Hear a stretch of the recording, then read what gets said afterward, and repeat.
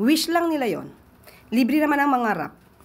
Ang pangarap na iyon ay sa ngayon ay hindi mangyayari. Ang pangarap sana ay huwag gawing realidad, baka maraming maniwala.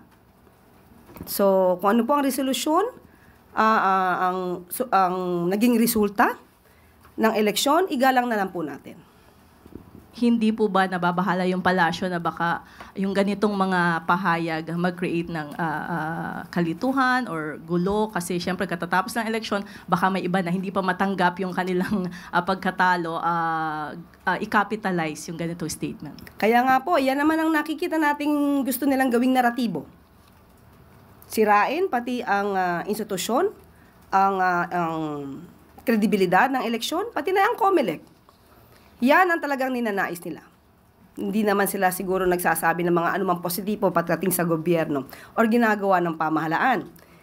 Sabi nga natin, mas maganda sana magtrabaho kaysa magbakasyon.